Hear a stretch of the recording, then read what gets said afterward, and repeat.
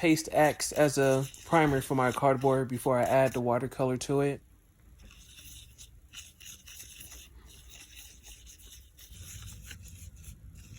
And once you apply it, it does leave a little bit of residue, so you want to scrape it off. Here's a little quick ASMR.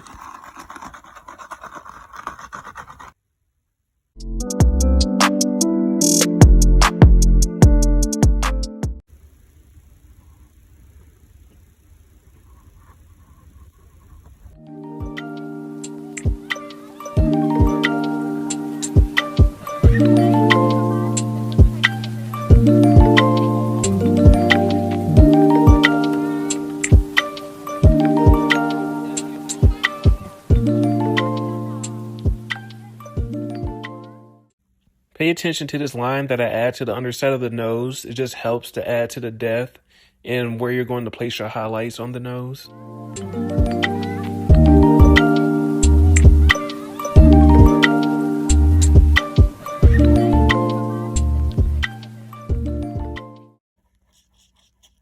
I love using yellow highlight, especially when painting people of color, just because it adds to the overall undertones of the skin, and it just lets you know where you're going to place your actual white highlights. And here you can see I place it all over the face of where I wanted the highlights to be. And then I go in with some color shadow work.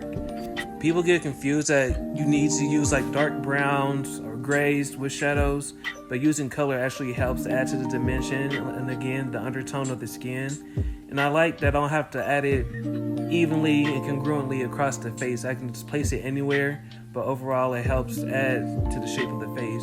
You see I place it on the little Cupid's bow underneath the nose, and usually it goes along the lines of where the actual dark shadows will be.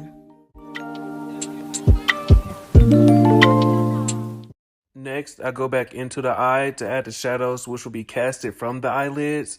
And I do it at the top and bottom. And at this point, I also go back in to add the tear duct and the waterline.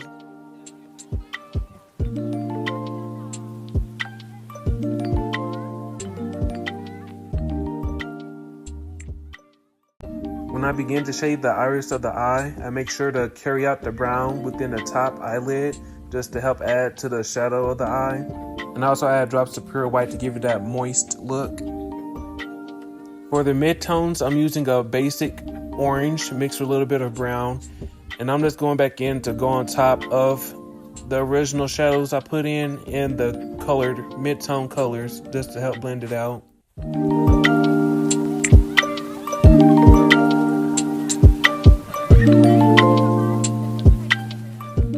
Then I go in with a basic peach color just to blend everything together. Adding the shadow is what really makes or breaks the face, in my opinion. I like to go in with a very dark color and then blend out, but some people like to go light and then go dark. And here you see I just have like the whole shape of the face, and then I go back in adding the mid shadows to help blend it out. And this is just a close-up of the refinement I did after adding the shadows.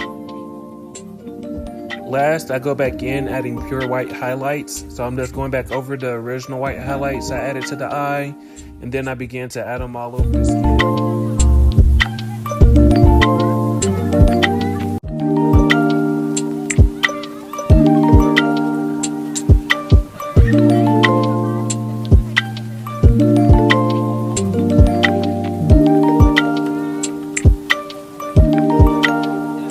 As I did the highlights for the face, some of it was a little too much, so I went back and went over them with a mid-tone color and then outlined the face with black.